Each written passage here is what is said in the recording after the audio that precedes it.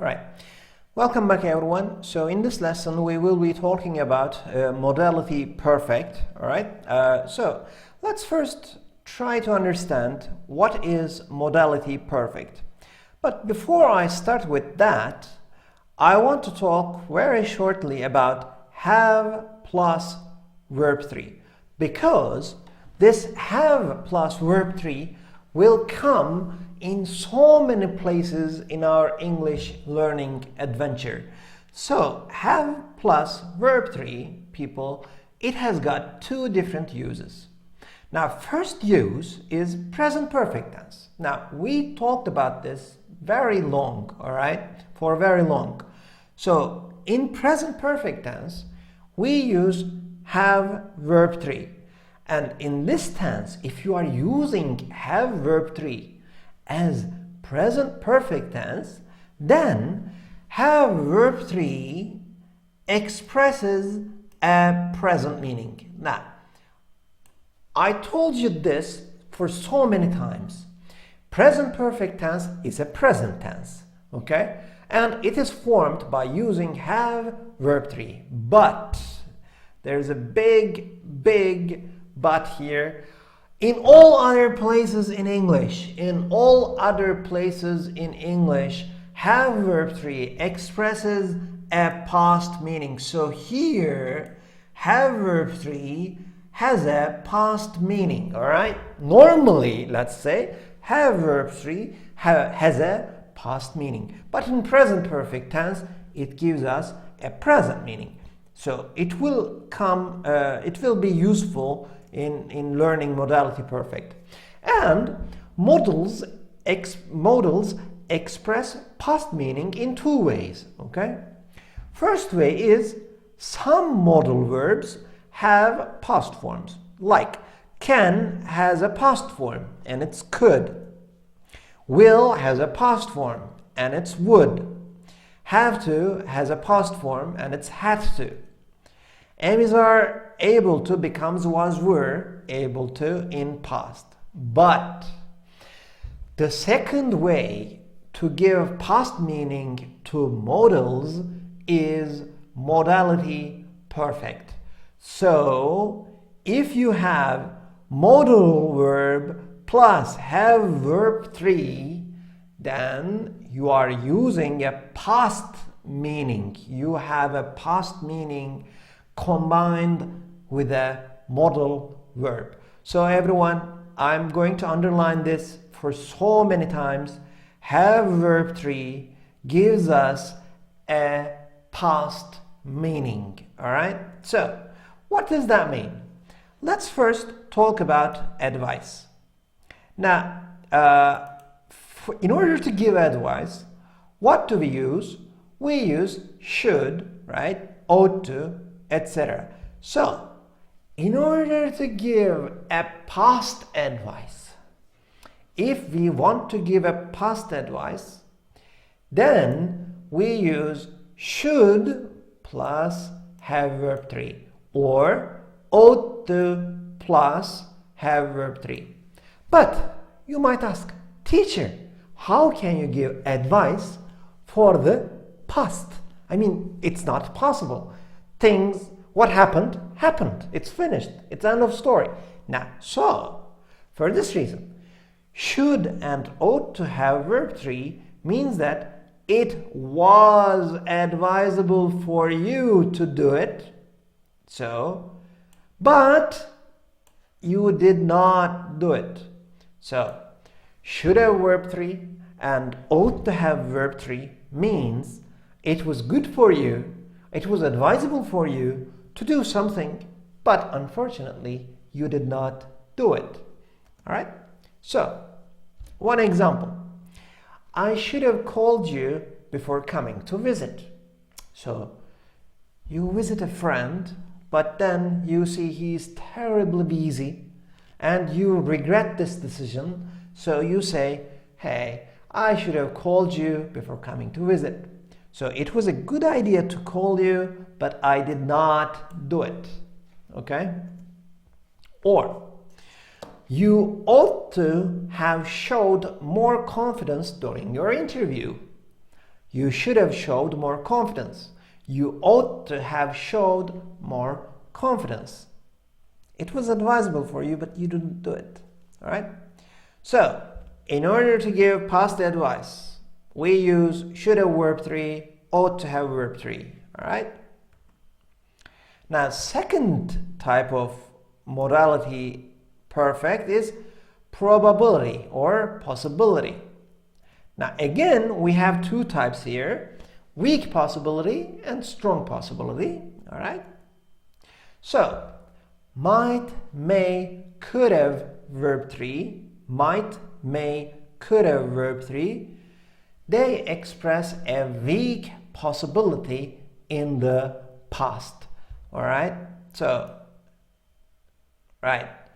Maybe, so it means this. Maybe this happened like this, or maybe this happened like that. I don't know. All right? So, our supervisor is not treating us badly anymore. Our supervisor is not treating us badly anymore. The boss might have warned him about his behaviors.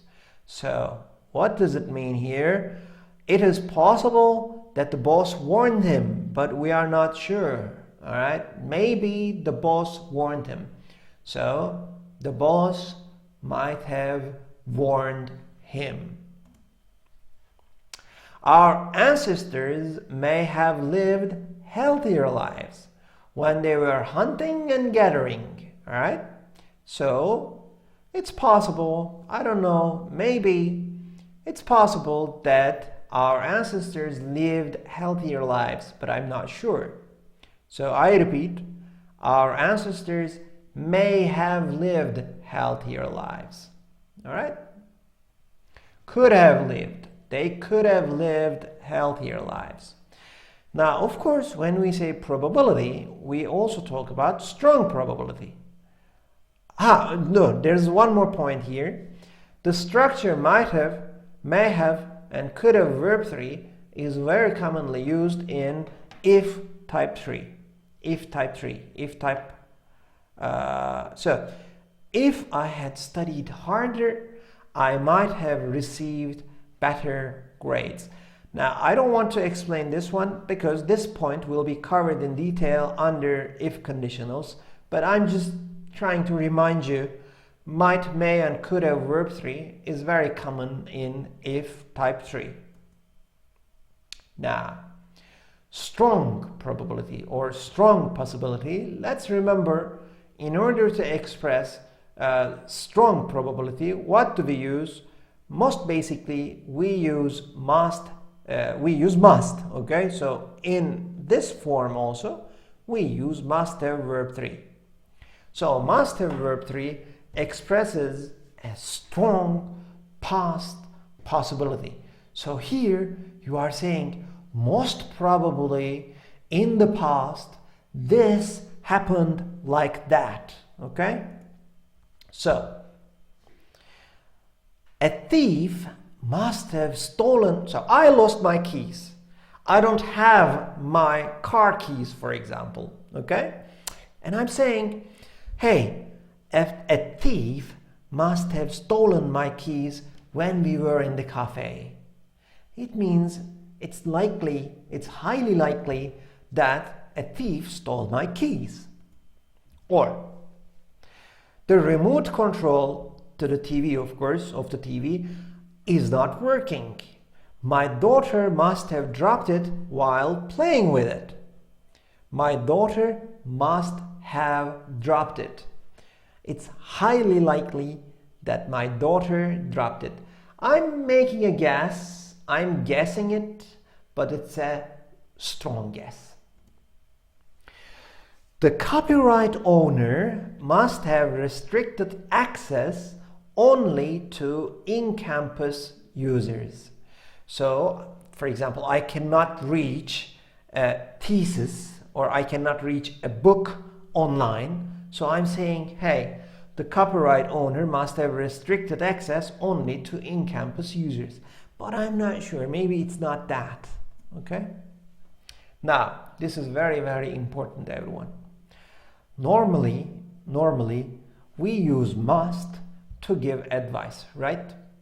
You must drink a lot of liquid, or you must study hard. So normally we give advice with must. But we do not use must have verb 3 to express strong past advice. What do we use, everyone, for advice? As you remember, should have verb 3, ought to have verb 3. All right, so we do not use must have verb 3 for advice. No. All right, let's continue with strong probability here. This time we have negative strong probability, and for negative strong probability we use can't have verb 3 and mustn't have verb 3. So they express strong negative past possibility. And my friend says, hey, a thief or the thief can't have stolen the keys in the cafe because I saw them in your hand after we left the cafe. So I'm very sure, as your friend, that it's not likely that a thief stole the keys in the cafe. All right? So, strong negative past possibility. Otis was here only 2 minutes ago. Only 2 minutes ago. So, he can't have left the building yet.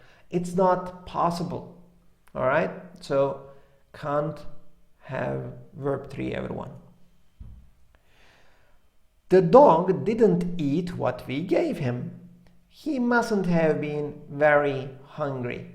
So most probably it was not very hungry. That's what I'm trying to say. Okay? And in here we can say mustn't have verb 3 is not a very common use. We usually prefer can't have verb 3 for strong negative past probability. So we can say very easily, we can say for strong probability we have two very basic ones. Must have verb 3 for positive strong past probability and can't have verb 3 for negative strong probability in the past. Okay, must have verb 3, can't have verb 3. Oh, it was fast. Okay, so this was the first part of modality perfect. We have a second part. Okay, let's take a short break in between, and then after the break we will finish modality perfect, everyone. See you after the break.